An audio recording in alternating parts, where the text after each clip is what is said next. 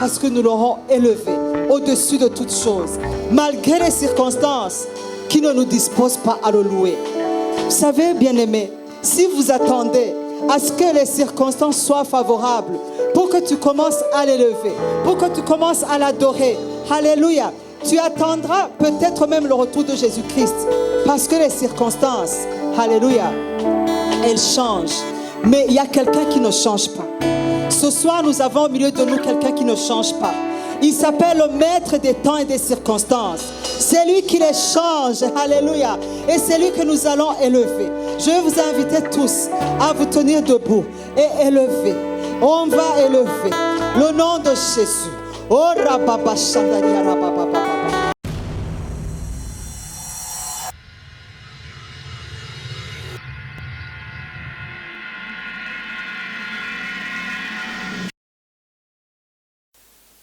Maintenant, nous allons voir comment. Nous allons voir comment, sans vraiment la gloire de Dieu. Dans Acte 26, nous voyons Paul. Nous voyons Paul qui se tient, avec boldness, comme on dit, avec assurance, devant le roi Agrippa, devant ceux qui étaient en train de l'accuser faussement. Et il ose parler avec assurance, sans trembler. Alléluia. Et il leur dit, si je suis en train de vous parler aujourd'hui, c'est parce qu'il y a quelque chose que j'ai vu. Amen. Et il leur, raconte comment est-ce que Dieu s'est manifesté à lui sur le chemin de Damas. Paul, vous le connaissez. Avant, il ne s'appelait pas Paul. Avant, il s'appelait Saül. Alléluia. Alléluia. Avant la rencontre de la gloire de Dieu, il s'appelait Saül. Quand tu rencontres la Shekinah, alléluia, même ton nom change. Jacob a été changé en Israël. Le menteur, le tricheur. Et il est devenu un héros. Pourquoi? Parce que encounter. Alléluia. Il a rencontré la gloire de Dieu. Frères et sœurs, je vous défie ce soir de chercher, de crier, de soupirer, de languir après la manifestation de la gloire de Dieu. Ne vous contentez pas tout simplement de savoir que Dieu existe. Je vous ai dit que même les démons le savent. Alléluia. Même le diable le sait. Et il dit, vous savez, il y a de ces décisions qu'on prend dans la vie. Qu'on prend dans la vie juste parce qu'on a rencontré la Shekinah. Il y a de ces choses que tu ne peux pas faire sans que tu aies été témoin de cette gloire. Vous savez, Jésus, quand il allait partir, qu'est-ce qu'il a dit à ses disciples?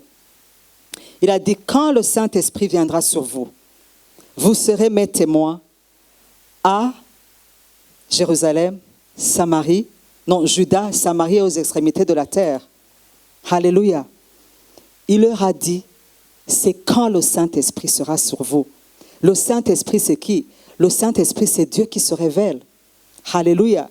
C'est une forme de la manifestation de Dieu. Donc, tu ne peux pas témoigner. Nous ne sommes pas appelés à être des avocats de Dieu. Nous sommes appelés à être des quoi? Des témoins de Dieu. On ne peut pas témoigner, on ne peut pas être témoin de Jésus-Christ sans qu'on ait rencontré quoi? La Shekinah. Qu'est-ce que tu vas dire aux gens? Alléluia. Tu veux donner des théories. Ok, vas-y, donne des théories, mais ça ne va changer personne. Alléluia. Mais quelqu'un qui a rencontré cette Shekinah, alléluia, quand elle se tient avec toi, quand elle témoigne pour toi au travail, alléluia, tu sens cette vie qui commence à couler. Alléluia. Parce que c'est réel. C'est réel. Ce ne sont pas des histoires, ce ne sont pas des blablas, ce ne sont pas des salades. Alléluia. C'est quelque chose qui est tangible. C'est une expérience par laquelle cette personne est passée. Maintenant, comment est-ce qu'on peut provoquer? Parce que cette gloire, ça se provoque. Dis à ton voisin, ça se provoque. Ça se provoque. Et ce soir, nous allons la provoquer. Le 1er septembre 2021, alléluia, les choses vont changer. J'ai dit les choses vont changer. Dans ta vie, les choses vont changer. Dans ton couple, les choses vont changer. Dans ta famille, les choses doivent changer. Dans l'église, les choses doivent changer. parce que nous allons prendre cette décision de provoquer, de chercher, alléluia, cette manifestation de la gloire de Dieu. Parce que Dieu promet qu'il veut se manifester. Il va se manifester. Si et seulement si, toi et moi, nous faisons ce qui est demandé. Alléluia. Alléluia. Comment? 1 Samuel 7, 1, 3 à 6. C'est une histoire que vous connaissez, vous tous. Encore une fois, je vous avais parlé dans le chapitre 4. Dans le chapitre 4, on avait emmené, les Philistins avaient emmené quoi? Les Philistins avaient emmené la gloire de Dieu. Pas la gloire. Ce qui symbolisait quoi? La gloire de Dieu qui était l'arche de l'Éternel. Et à un moment donné, ils se sont rendus compte que la vie ne vaut pas la peine d'être vécue sans la gloire de Dieu, sans la présence de Dieu manifeste au milieu d'eux. Parce qu'ils connaissaient des fêtes sur des fêtes. C'était la mort, c'était la famine, c'était, l'échec devant leurs ennemis. Échec sur échec, alors que Dieu leur avait promis la supériorité sur toutes les autres nations. Mais ce que Dieu leur avait promis, c'était conditionné à quoi? À la présence de Dieu au milieu d'eux. Et une présence qui se manifeste, qui se révèle. Et une fois ce qui faisait leur force partie, une fois qu'on avait enlevé cette Shekinah, alléluia, alléluia, qu'est-ce qui se passait? C'était la mort. Alors, ils ont compris. Dis à ton voisin, ce soir je viens de comprendre. Je viens de comprendre. Alléluia. Et qu'est-ce qu'ils ont fait? Au verset 1, ils ont envoyé les gens de Kirjat Jearim aller ramener. Alléluia. On va restaurer la gloire de Dieu dans le temple. Et la fois passée, on a vu que le temple a cette dimension. Amen. Quand on parle du temple, on ne voit pas tout simplement la bâtisse. Le temple, c'est d'abord toi. Première dimension du temple, c'est toi. Parce que la parole de Dieu nous dit, ne savez-vous pas que vos corps sont le temple du Saint-Esprit? Toi-même, tu es le temple de Dieu. Toi et ton couple, deuxième dimension, vous êtes le temple de Dieu. Toi, ton couple, ou ton conjoint, ta conjointe et tes enfants, vous êtes troisième dimension du temple de Dieu. Alléluia. Église locale, temple de Dieu, numéro 4. Donc ici, nous sommes dans la 4e dimension. 5e dimension, communauté qui, n'est-ce pas? Mais alors quand elle commence à te mortifier l'âme, donc chaque fois qu'on allait dans la maison de Dieu, Anne lui disait, toi aussi tu y vas. Pourquoi? Parce que Pénina, on dirait que c'était une baby machine.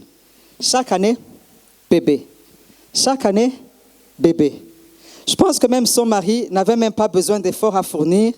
Tout simplement, Elkana arrivait dans la chambre. Alléluia, elle disait, chérie Pénina, et Pénina concevait. Baby machine. Il y a de ces femmes qui ont ces onctions. Alléluia. Et Anne, qui était aimée, son mari lui donnait le double. Et son mari croyait qu'il allait satisfaire le besoin de Anne. Bien-aimée, il n'y a personne qui peut remplir ton vide. J'ai dit même ton mari qui t'aime ne peut pas remplir ton vide. J'ai dit même ta femme qui t'aime ne peut pas remplir ton vide. Alléluia. Seul Dieu, la Shekinah de Dieu, peut venir et combler ton vide. Jusqu'à ce que Elkana demandait à Anne, Anne, pourquoi tu pleures? Est-ce que je ne veux pas mieux pour toi que 10 fils? Tellement cet homme aimait vraiment Anne.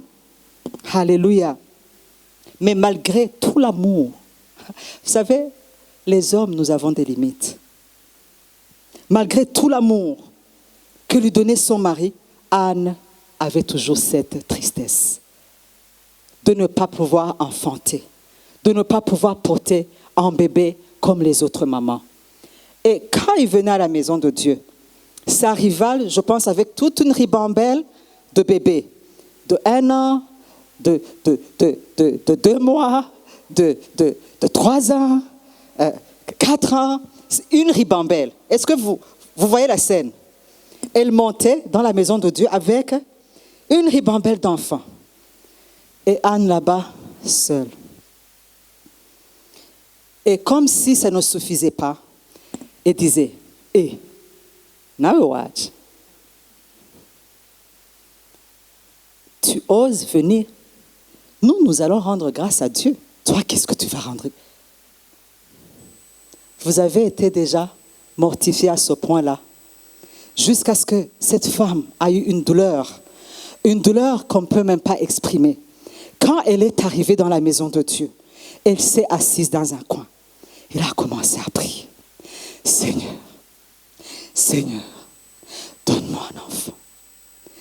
Mais Anne, cette fois-ci, a compris. Et j'aimerais vraiment attirer votre attention sur ce point-là.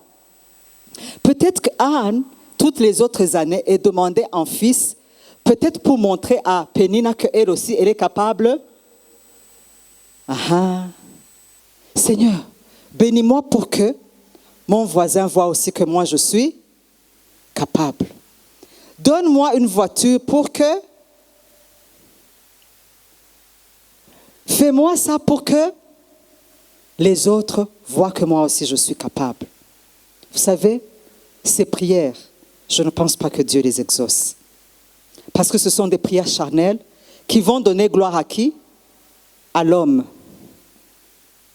Le psalmiste a dit, Seigneur, non pas à nous, mais donne gloire à ton nom. Maintenant, je vais vous montrer le secret. Si vous voulez toucher le cœur de Dieu, alléluia, sache transformer votre prière, alléluia, que quand cette prière va être exaucée, elle puisse contribuer à la gloire de Dieu. Anne, cette fois-ci, n'a pas demandé un fils tout simplement, un fils pour elle. Elle a ajouté, Seigneur, si tu daignes te rappeler, te souvenir de ta servante, cet enfant-là te sera consacré. Après tout, Seigneur, j'ai vu que toi aussi, Dieu avait des problèmes. Est-ce que vous savez que Dieu a des problèmes? Dieu a des besoins. À cette époque-là, le sacrificateur qui était là ne voyait plus, spirituellement parlant et physiquement parlant. Ses enfants, Ophni et Phinehas, c'était des grands bandits. Version 2022. Alléluia. Ils s'arrêtaient là-bas à la porte du temple, mangeaient, piquaient dans la marmite les viandes pour le sacrifice. Alléluia. Imaginez-vous, ici les offrandes, on a déjà fait quoi? On a déjà piqué. Ils attendaient les femmes qui venaient à l'église. Et là-bas, même à la tente, à l'entrée de la tente, ils faisaient quoi? La fornication là-bas. Vous comprenez, c'était des sacrificateurs de l'époque. Alors Anne a compris. Anne a su déceler quel est le besoin de Dieu. Il a dit, Dieu, tu me donnes un fils, moi je te donne ton serviteur. Et elle a prié. Elle a prié avec l'amertume, c'est ce que nous dit la Bible, dans l'âme. Jusqu'à ce que, premier culte sorti, les gens sont partis, elle est restée dans le coin. Deuxième culte est entré. Après deuxième culte, tout le monde est rentré. Anne, restée. Troisième culte de l'après-midi, tout le monde est venu. Le culte de 2 heures, terminé, les autres rentrent. Anne, elle est en train de faire quoi? Seigneur, si tu me donnes cet enfant, si tu me donnes cet enfant, si tu me donnes cet enfant, elle a prié, elle a prié, elle a prié, elle a crié, jusqu'à ce que le sacrificateur là qui avait ses problèmes n'a même pas pensé ce qu'elle était en train de faire. Alléluia. Mais elle a crié jusqu'à ce qu'elle a eu un réma. Alléluia. Jusqu'à ce que Dieu s'est révélé à elle. Sous forme de quoi? Sous forme de réma.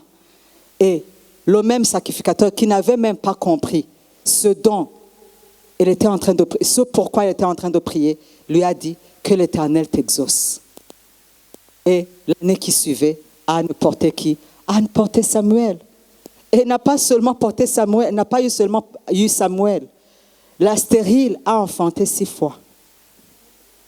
La stérile a enfanté. Nous allons voir comment est-ce qu'on peut provoquer la Shekinah de Dieu? Nous avons vu comment Samuel a prié jusqu'à ce que Dieu envoie le tonnerre. Anne, elle a prié. 3 cultes ont terminé. Elle est restée. En train de faire quoi? En train de soupirer après Dieu. En train de répandre son cœur devant Dieu. Alléluia. Vous savez, il y a de ces prières que Dieu ne peut pas dédaigner. Il dit qu'il ne peut pas dédaigner un cœur qui est contrit. Dieu ne peut pas dédaigner un cœur qui est humilié. Il ne sait jamais faire ça. Alléluia. Alléluia. Tôt ou tard, il se révèle. Il se révèle. On va voir dans Acte 16. Acte 16, c'est une histoire que vous connaissez tous. Et comme ce soir, c'est un mercredi spécial louange et adoration, nous allons découvrir ensemble la puissance de la louange et de l'adoration. Alléluia. Nous allons voir comment est-ce qu'on peut provoquer, alléluia, cette gloire en priant cette fois-ci, en élevant Dieu et en adorant Dieu. Alléluia. C'est une histoire que vous connaissez dans Acte 16. Acte 16, 24 à 34. Comme le temps nous manque, vous allez noter, vous allez lire chez vous. C'était Paul et Silas. Paul et Silas qui étaient où? Ils étaient emprisonnés, ils avaient été emprisonnés. Non pas parce qu'ils avaient fait quelque chose de mal, mais ils venaient juste de délivrer quelqu'un des démons. Alors, parce que cette personne procurait du gain à ses patrons, alors ces patrons se sont mis, ont voulu les accuser et on les a emprisonnés. Et ils se sont retrouvés tout bonnement en prison. Alléluia. Pour la gloire de Dieu. Non pas parce que ils avaient fait quelque chose de mal, mais pour la gloire de Dieu. Mais au lieu de se lamenter, alléluia, nous dit la Bible, au milieu de la nuit. Au milieu de la nuit. Vous savez, quand on parle de la nuit, elle peut être justement la nuit, comme on peut l'expérimenter, après les 19 heures. Mais, au milieu de la nuit, vers les 2 heures du matin, les 1 heure du matin, mais aussi la nuit peut symboliser nos moments sombres de la vie. Alléluia. Qu'est-ce que tu fais dans les moments sombres de ta vie? Que fais-tu? Quelle prière adresses-tu à Dieu quand il fait nuit dans ta vie? Alléluia. Ces gens-là, ils ont décidé de faire quoi? De louer et d'adorer le Seigneur. Alléluia. Ils ont chanté. Ils ont chanté des cantiques à Dieu. Ils ne se sont pas lamentés. Souvent, j'entends des chrétiens, « Seigneur, pourquoi moi? Est-ce que vraiment, comment ça pleurnicher? C'est comme ça que tu payes. Moi, vraiment, je croyais que j'avais fait du bien. Mais vraiment, je viens d'enlever ce démon. Je viens de chasser ce démon. Et voilà que c'est comme ça que tu payes. Ah, si c'est comme ça. Grendabi, fais-moi. Arrête.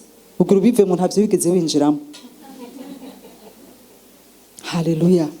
Qu'est-ce que tu fais pendant les moments sombres de ta vie? Tu pleurniches, ça ne va rien faire. Tu te lamentes contre Dieu, ça va encore aggraver les choses. Tu vas pleurer auprès des gens, encore incapables. Peut-être qu'ils peuvent t'aider justement à pleurer. Mais après, quand tu auras aidé à pleurer, quelle est la suite? Alléluia. Ces gens ont choisi d'élever le nom de Dieu, de chanter la bonté de Dieu. Encore une fois, comme Étienne, alléluia, ils ont chanté les bontés de Dieu. Alléluia. Mais ça ne s'est pas arrêté là-bas. Quelque part dans la Bible, on nous dit tout à coup. Alléluia. Dis à ton voisin, ton tout à coup arrive. Ton tout à coup arrive. Ils ont chanté, ils ont loué. Imaginez-vous, les gens, ils sont en train, le sang est en train de couler partout. On les a très très bien fouettés et ils sont même liés. Ils sont même liés. Et la Bible nous dit que les prisonniers les entendaient, mais pas seulement les prisonniers les entendaient. Il y avait quelqu'un d'autre qui les entendait. Alléluia. Et celui-là, quand il t'entend, il ne t'entend pas pour rien. Tu sais, les hommes, parfois tu vas leur parler, mais justement, ils vont t'entendre pour rien. Alléluia. Mais Dieu, lui, alléluia, la parole de Dieu nous dit, Ne vous inquiétez de rien, mais en toutes choses. J'ai dit en toutes choses. Faites connaître vos besoins à Dieu par des prières, des supplications. Alléluia. Avec des actions de grâce. Et lui, quand tu vas lui faire entendre ton cri, il va se manifester. Certainement, il va se manifester. Parce qu'il ne peut pas résister à un cri qui est désespéré. Il ne sait pas résister à cela. Amen. Et quand il est descendu, alléluia, là-bas ce n'était pas du tonnerre. Non, non, non, non, non. Chez les Paul, non, ce n'était pas même pas une promesse. C'était un tremblement de terre. Les prisonniers ont dit, oh, qu'est-ce qui se passe? Après, le tremblement de terre a fait éclater les chaînes. Les chaînes qui les liaient, dont les avaient liés les pieds et les mains. Alléluia. Avec la Shekinah, ce soir, les chaînes vont tomber. Les chaînes vont tomber. Tout ce qui t'avait lié va tomber. Je ne sais pas de quelle chaîne ont lié ta vie. Si c'est ta spiritualité qui est liée. Mais ce soir, tu vas partir ici, étant totalement libéré. Alléluia. Parce que le Dieu qu'il a fait pour Saül et pour Paul et Silas, c'est ce même Dieu qui est là. Alléluia. C'est lui qui est là et qui veut encore une fois se révéler à ses enfants. Alléluia. Pas seulement ça. Quand le Shekinah est tombé dans la prison, il y a eu une lumière. Imaginez-vous, une lumière. Alléluia. A apparu from nowhere, est venu tomber directement. Alléluia. Il leur a dit, l'ange a dit, maintenant, levez-vous. Même les portes. On nous dit que la prison là dans laquelle, la salle, la cellule dans laquelle on les avait mis, sous cave là-bas, là-bas. Fermée avec des quoi? Des portes, on nous dit des portes en enfer, en fer. Est-ce que tu vois des portes en fer devant toi? Quand Shekinah va tomber, porte s'ouvre de soi-même. Shekinah, le visionnaire de cette vision dans laquelle nous sommes, il aime comparer la Shekinah à une bombe nucléaire. Alléluia. Vous savez, si nous voulons, pasteur, si nous voulons vraiment que les gens du Burundi soient sauvés, on ne pourra pas les gagner âme par âme. C'est comme ça que vous appelez. Non. Est-ce qu'on aura tous autant? Est-ce qu'on le pourra? Mais grâce aux genoux, alléluia, on peut prier jusqu'à ce que l'atmosphère soit saturée. L'atmosphère de Dieu soit saturée. Alléluia. Vous savez comment faire mourir une bombe nucléaire? Alléluia. Quand on lance une bombe nucléaire, justement, elle affecte l'atmosphère. Alors, quiconque va respirer cet air va mourir. Nous ne voulons pas faire mourir les gens, mais nous voulons faire vivre les gens. Alléluia. En respirant la Shekinah de Dieu. Alléluia. Mais il faut que cette atmosphère soit saturée. Alléluia. Parce qu'aujourd'hui, il y a la puissance diabolique qui sature. Alléluia. Mais par nos prières, les choses peuvent changer. Alléluia. Et maintenant, quand l'atmosphère de cette bombe nucléaire, partout où elle va arriver, alléluia, alléluia, les gens vont respirer. Un jour, j'ai vu un film. C'était vraiment pendant le réveil. C'était pendant un réveil. Et il y avait un film.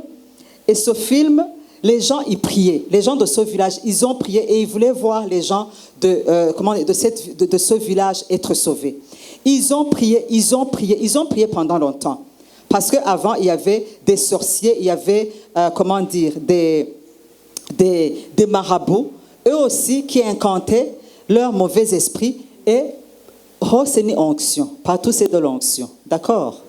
Alléluia. Maintenant, il faut qu'on sache quelle onction nous voulons que ça prenne le dessus, que ça change.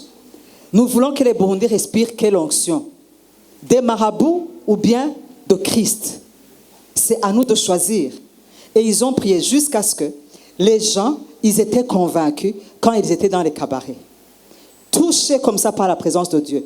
Quelqu'un, on ne le prêche pas Christ par ailleurs. Est-ce que Saül, quelqu'un lui a prêché? Non. Il était sur le chemin de Damas et directement, il a vu la Shekinah. Et le même jour, il a été sauvé, rempli du Saint-Esprit et baptisé. Alléluia. Quand Shekinah vient, le temps là, ça se réduit. Aujourd'hui, on est sauvé et on veut passer des cours d'affermissement. Après, on veut qu'on nous explique le baptême. Et après, on fait... Prions pour que Shekinah tombe. Alléluia. Alléluia. Est-ce que vraiment ça vient de Dieu? Et ces choses-là dont parler en chaka, c'est quoi? Demande à Shekinah de venir. Alléluia. Il va t'apprendre. Alléluia. Aujourd'hui, nous fournissons beaucoup d'efforts. Aujourd'hui, c'est beaucoup d'opposition, résistance. Pourquoi? Il n'y a pas de Shekinah. Il n'y a pas de Shekinah. Alors, j'ai vu ce monsieur-là, c'était un dealer. Il vendait de la drogue dans ce village et il allait, remettre de l'argent pour qu'on puisse, lui livrer de la drogue. Et après, il avait deuxième mission, aller tuer quelqu'un. C'était vraiment des grands bandits, les mafias comme vous regardez dans les films. Alors, les gens de ce village avaient prié. Ils avaient prié et leur cible, justement, ils ne voulaient plus de mafia dans leur village. Plus de mafia, plus de trafic de drogue. Alors, ce gars-là, Shekinah est tombé dans sa voiture. J'ai vu ce film et on a vu cet homme-là, il a même changé de direction et je ne sais pas, quand le Saint-Esprit est là, vraiment il est là. Le monsieur, il a rebroussé chemin et il s'est dirigé à l'église, ne sachant pas où il allait. Alléluia. Disons qu'il devait prendre le chemin pour aller, où ça? À Kamenge, et il change, et maintenant il va où? Il va à Kinindo. Alléluia. Et il va là-bas, il change de direction, il va là-bas, et la Shekinah l'a accompagné jusqu'à ce qu'il s'arrête devant une église, et on le voit, il sort de l'église, ne sachant pas ce qui lui prend, il va là-bas, il entre, et directement il arrive là-bas. Le pasteur était en train de faire appel aux gens qui doivent recevoir Christ, et ce gars-là, il s'est approché, il a pleuré, le Saint-Esprit l'a convaincu que c'était un pécheur, qu'il était misérable, qu'il avait besoin de Dieu, et il a reçu Christ, et plus tard, il est devenu même le responsable de cette église. Voilà ce que peut faire la Shekinah. Vite les leçons, avant qu'on ne prie. On va lire les leçons. La gloire de Dieu, c'est quoi? C'est la manifestation de la présence ou de la splendeur de Dieu. Dans d'autres mots, quand on parle de la gloire de Dieu, c'est Dieu qui est manifeste ou qui se révèle. C'est la présence de Dieu manifestée ou révélée. Deuxième point, cette manifestation de la présence de Dieu, elle se présente à nous sous plusieurs façons, sous plusieurs facettes, selon le besoin de chacun. Nous avons lu que dans 1 Samuel, la présence de Dieu s'est manifestée sous forme de tonnerre. Elle peut se manifester sous forme de nuée, quand c'était dans le temps de Moïse ou le temps des sacrificateurs. La présence de Dieu peut se manifester sous forme de parole. Anna a reçu un réma, une parole. La présence de Dieu peut se manifester sous forme de feu. À la Pentecôte, les gens ont vu des langues de feu. C'était la manifestation de Dieu. Ou carrément le feu, ou la lumière. C'est ce que Saül a vu sur le chemin de Damas. Il a vu une forte lumière, mais aussi il a entendu une voix. Donc, ça peut se présenter sous forme sous plusieurs formes, selon le besoin de chacun. J'ai dit que Dieu va se manifester de différentes formes, selon le besoin de chacun. Selon ton besoin. Alléluia. Alléluia. Si tu as la foi, ce soir, Shekinah va rencontrer ton besoin. Alléluia. Les besoins peuvent être multiples. Ça peut être une nouvelle identité. Quelqu'un qui a marché des années dans l'opprobre, dans le mépris. Ça peut être, le besoin. Il y a des gens qui ont besoin de réveil spirituel, de se réveiller. Alléluia. Dans le spirituel, ils ont rétrogradé, ils ont besoin d'être renouvelés dans leur relation avec Dieu. Alléluia. Les gens peuvent être restaurés dans leur intimité de Dieu. Les gens peuvent chercher une nouvelle onction pour servir Dieu dans leur ministère parce qu'ils ne veulent pas rester là où ils étaient. Les besoins peuvent être ce soir une guérison. Amen. Une guérison physique. On n'a pas eu le temps de lire l'histoire de Ézéchias. Ézéchias, à qui le prophète Ésaïe est venu lui dire que vraiment tu peux faire tes bagages, tu peux même écrire ton testament et dire bye bye à ta femme et tes enfants parce que Dieu m'envoie te dire que c'est la fin de tes jours. Alléluia. Mais il a prié, encore une fois, la prière d'enfantement. Alléluia. Il a prié, il a dit Seigneur, rappelle-toi de moi, de ce que j'ai fait. Il a prié, et Dieu a changé le plan. Pourtant, c'était Dieu lui-même qui avait envoyé son prophète Ésaïe aller lui annoncer sa mort. Alléluia. Ce soir, les projets peuvent changer. Les plans peuvent changer. Tout dépend de ta foi et de ta soif. Tout dépend de comment tu vas te présenter devant le trône de grâce. Alléluia. Alléluia. Le besoin peut être une grâce, une bénédiction. Amen. Nous avons vu que même les enfants d'Israël, ils ont crié jusqu'à ce qu'ils ont été délivrés de leurs ennemis. Mais pas seulement être délivrés, mais même ils ont repris possession de leur ville que l'ennemi avait prise. Ce soir, Dieu veut se révéler en restituant ce que l'ennemi t'avait prise. Alléluia. Parce que ce n'était pas pour ton ennemi, c'était pour toi. Alléluia. Ce soir, tu peux avoir une connexion divine. Ce soir, tu peux avoir une révélation de la volonté de Dieu sur ta vie. Donc, les besoins sont multiples. Les besoins sont multiples. Et tous ces besoins, troisième point, tous ces besoins sont multiples, comme on vient de le dire. Ici, chacun a un besoin. Présente-le à Dieu. Même si ce sont des besoins, présente-les à Dieu. Dieu est sans limite. Quand Shekinah tombe, il ne regarde pas si tu as une requête ou deux requêtes. Alléluia. Ça dépend de ta foi, du degré de ta foi. Jésus a dit à Marthe, je t'ai dit que si tu as la foi, tu verras quoi? La gloire de Dieu. Si tu as la foi, tu verras la gloire de Dieu. Donc ces besoins sont multiples et leur réponse n'est que la gloire de Dieu qui apparaît, on a dit comme une parole, un feu, une nuée, une lumière, une touche. Les gens peuvent même sentir de la chaleur quand Dieu les visite. Alléluia. Sous forme de guérison, d'autres tremblements, d'autres une paix profonde, d'autres une joie profonde. Amen. Et cette splendeur, point 4, et cette Shekinah ou cette splendeur manifeste n'a qu'une seule adresse précise. Alléluia. C'est la maison de Dieu qui est son temple où vous êtes assis ce soir, où Dieu veut vous rencontrer ce soir, parce que vous êtes justement à la bonne adresse, parce que c'est dans son temple qu'habite la gloire de Dieu. Et enfin, nous allons voir notre responsabilité, et je vais inviter le worship team à s'avancer.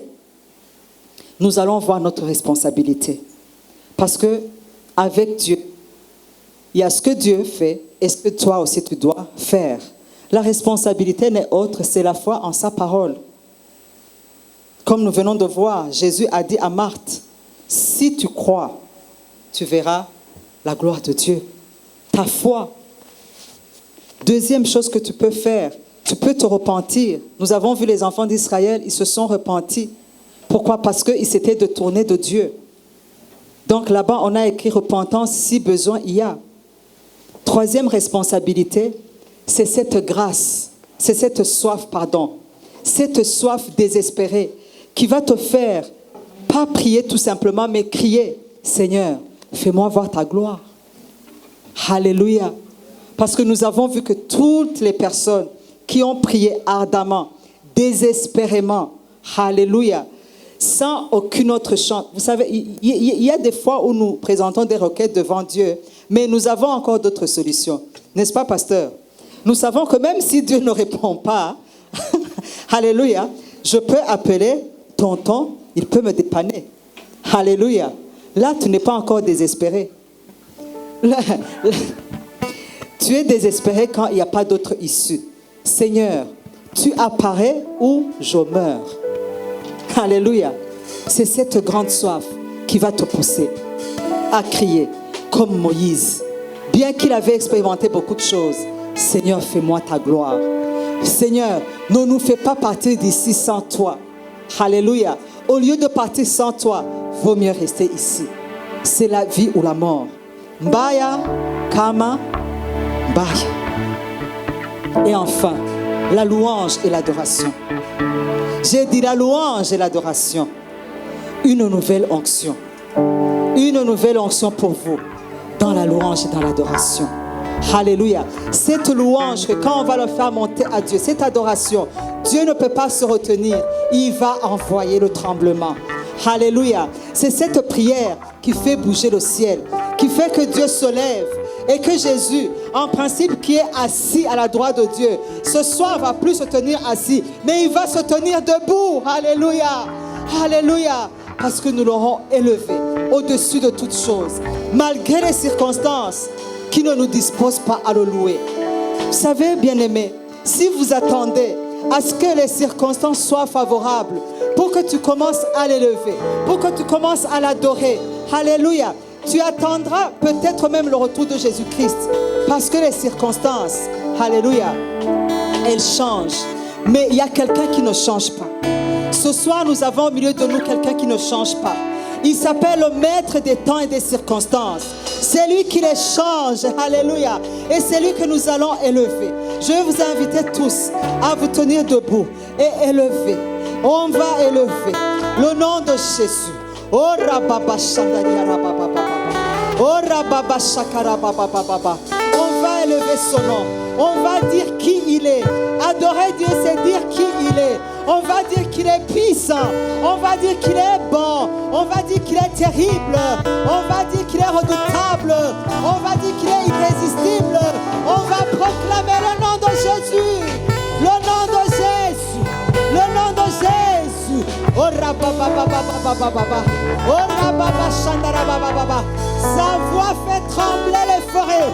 Sa voix fait même enfanter les biches. C'est Dieu dans son palais. C'est Dieu que nous allons élever. Oh, ne partez pas d'ici. Ne partez pas d'ici. Ce soir, c'est ton soir. C'est ta soirée. Oh, rababa, chandelia, rababa. On va adorer Dieu. On va l'élever. Jusqu'à ce que, oh, rababa, nos chaînes tombent. En louant et en adorant. Il y a ceux qui vont voir leurs chaînes.